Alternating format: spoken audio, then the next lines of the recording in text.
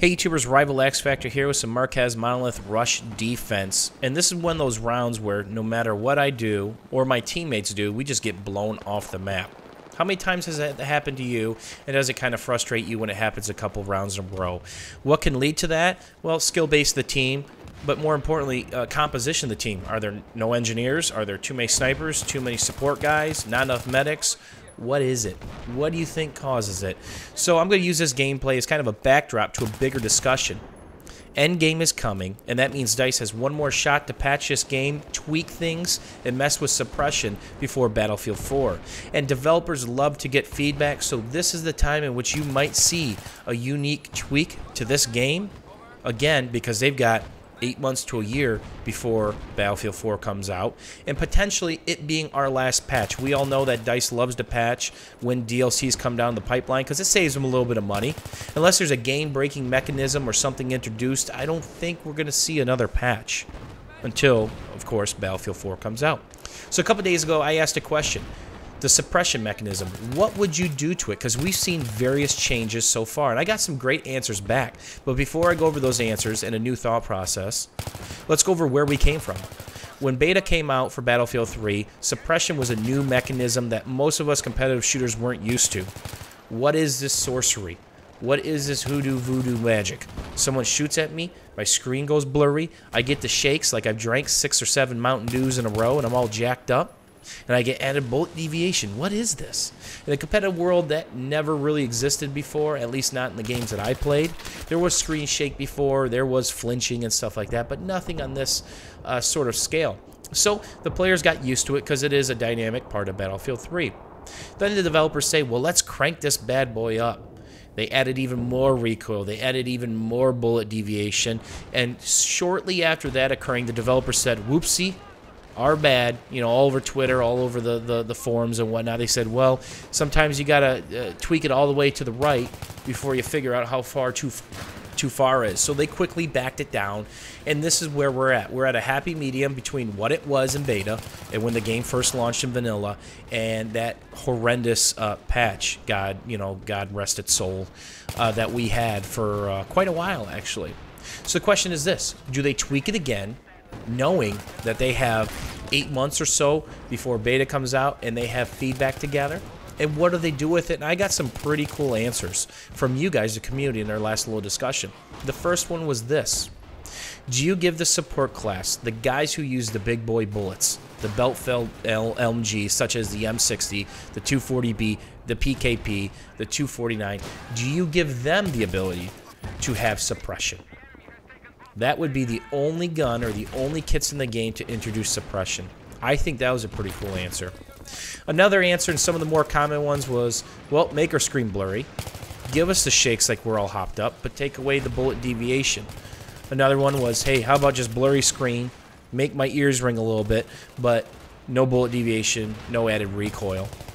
Or something of the mix of those. What do you guys think?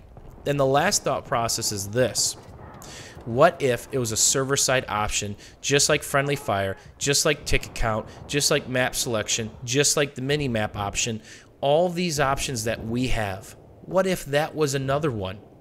And here's the thought process beyond that. In a game called Team Fortress 2, or as I like to call it, Team Hat 2, you can create your own maps, right? We're not going to have that in Battlefield 3. I highly doubt we're going to have it in Battlefield 4. But here's the relationship. When you give the power to the community to pick and choose, the cream rises to the top. So, let's say this button is a toggle for the server admins, and they turn off suppression.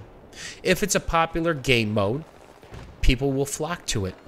If not, no one will use it, so it puts the choice back into the user, our preference. Do you like suppression? Do you not like suppression? It's just like the difference between hardcore now and core mode. It's all personal preference. One is not better than the other. One is not harder than the other. It's up to the individual, their personal playstyle, their personal choice. The cool thing about suppression being on a toggle for the admins is I think it'd promote more aggressive playstyle. When you're suppressed, you really don't want to peek a corner. You really don't want to run around because you're probably not going to hit a guy if he's right in front of you in a timely fashion. You're probably going to get destroyed, especially if you're a sniper, especially if you have a shotgun slug type combination where you can have your crosshair right on the guy, center of mass, 3 meters away, and then you watch that bullet tracer go over his left shoulder and go hit the moon. And as you can see, there's a small texture glitch here, but this is a nice spot to kind of watch that A-bomb. And you'll see me get a couple kills here just playing super defensively. And I'm trying to inch out to figure out where I can get away from that little texture glitch. And farmeth the kills I willeth. So it's about the only good thing I did this entire round. So what do you guys think? Do you think they're going to mess with suppression? I really do think they will. I'm not sure the tweak that they're going to make, but I think the mechanic, the mechanism will be in Battlefield 4.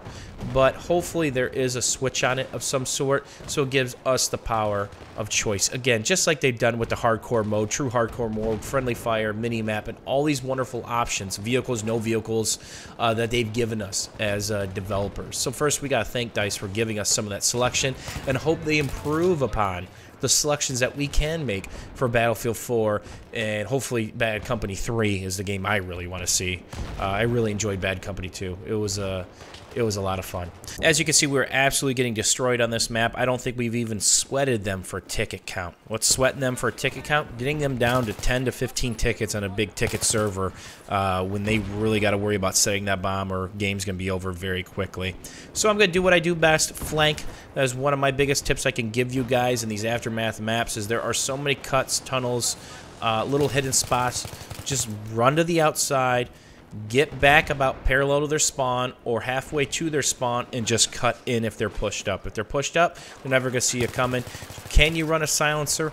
Absolutely. Can you run an LMG and just destroy people? I showed some footage the other day of me putting up just some nasty score bombs using the 240 bad boy, the 240B. A lot of fun, especially if you see people's sides and backs turned to you. And here I go a little bit deeper, but too little too late. They pretty much have 2 tanks.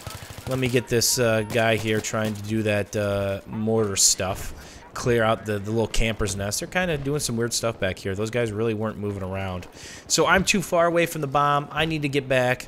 And my crosshair's stuck, which is kind of cool. I wish that happened all the time. And actually, that was my true bullet deviation, kind of like Counter-Strike-esque. Then it's gone the second you go ADS. So hopefully you guys enjoyed this footage. Hopefully you guys enjoyed this chat. And don't forget, let me know your thought process. I have quite a few moderators who are part of the community, including a couple developers. Let your voice be heard, YouTube. Now is the chance before this next patch comes out with the DLC, and before Battlefield 4 hits the shelves, probably this time next year. As always, thanks for supporting me. And again, if you enjoyed yourself or learned something today, don't forget to give me the old thumbs up. And we will see you soon, YouTube.